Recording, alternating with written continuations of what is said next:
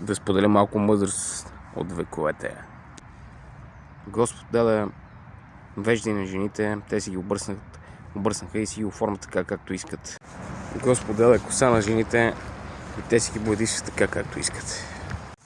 Господ даде и цици на жените и те си ги правят пак или по-големи, или по-малки.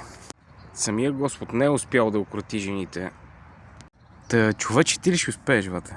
В смисъл...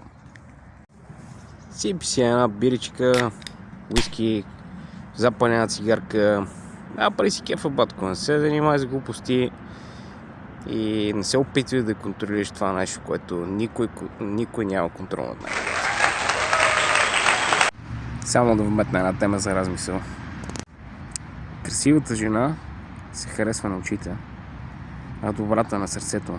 Едната е прекрасна вещ, а другата прекрасно съкровище.